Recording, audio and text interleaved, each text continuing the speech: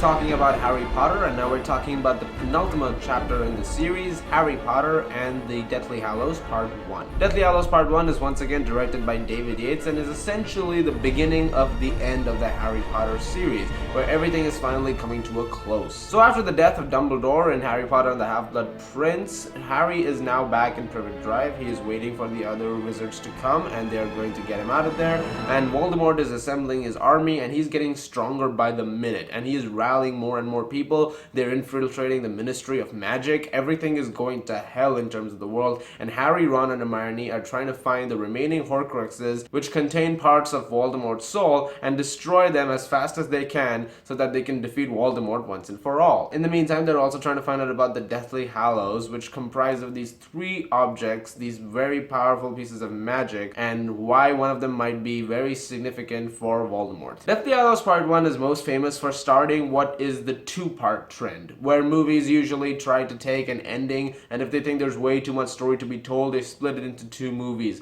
Notable examples of this include the Hunger Games series and the Twilight Saga. And in this movie, David Yates does a very good job of setting up exactly what kind of ending we're gonna get. He has a very eerie way of making this film. There's a lot of dark shots, there's a lot of low lighting, and there's a very sinister sense to it. There's a lot of dread in this movie. There's not exactly a lot of good going on here. And this is the first time you see really no hope for any of these characters. Everything is just going to hell for them. Harry is very conflicted. He's having darker thoughts. His exposure to the Horcruxes, especially this one locket which has a part of Voldemort's soul in it, is driving him crazy. Every time you have it for a long period of time, it makes you have dark thoughts. It makes you do irrational things. It happens to Ron and Hermione as well, and in fact it has a very significant blow to Ron. And these are dark feelings which are coming up in these characters, all while we are building to the end of the series where everything is about to happen. In the meantime, you see Voldemort visiting other wand makers and trying to find the most powerful wand to defeat Harry Potter,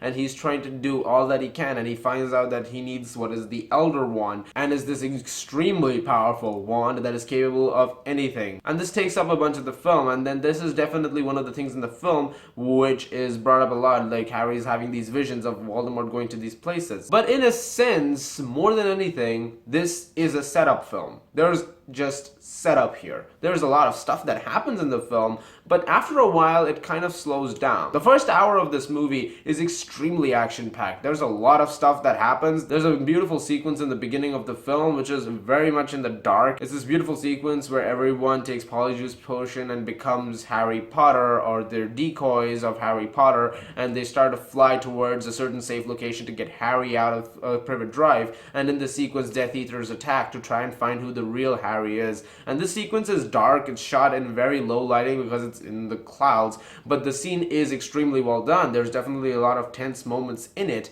and it brings what was in the book to life extremely well. There's a sequence in the Ministry of Magic that's really interesting. There's a sequence where they take Polyjuice Potion and they become three other people who work in the Ministry, and they're trying to find the locket, which is with Professor Umbridge in this film, and she's in the movie for about 5 minutes, and you have some intense sequences over there as well. There's a lot happening the first hour, which is more to do with exactly how it's going to build into what's going to happen at the end of the series, but after a while it kind of stops. There's a lot of that filler stuff. There's a lot of just pace drop, and there's just a lot of walking around, and there's some conflict which is building between all the characters. There's a lot of character plot moments in this movie which work sometimes, and sometimes because of the pacing they feel slightly off, and unfortunately that does have a major effect sometimes on what the movie could be and what the movie's supposed to be. But in the end of the film, when stuff starts to happen again, when they find out about the Deathly Hallows, when you enter Xenophilius Lovegood's house, where you find out the story of the three brothers,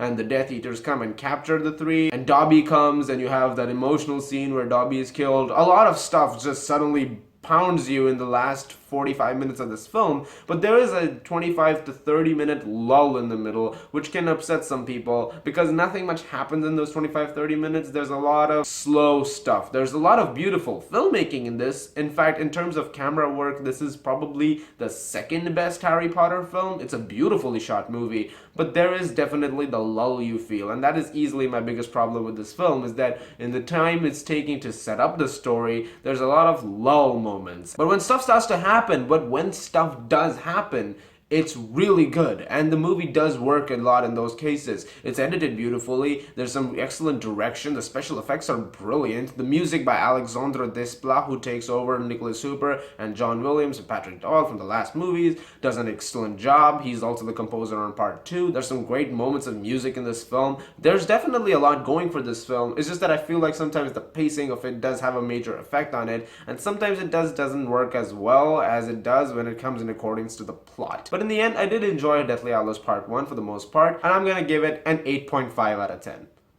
It's not one of my favorite Harry Potter movies, but it's definitely a good film, and there's definitely a lot going for it. And if you haven't seen it yet, do check it out. You will probably really like this movie. Guys, it's almost that time. Now, next week, we're going to be talking about Harry Potter and the Deathly Hallows Part 2. Look forward to that review. You guys are the best. Thank you so much for watching, and please subscribe if you like what you just saw, and I will see you guys later.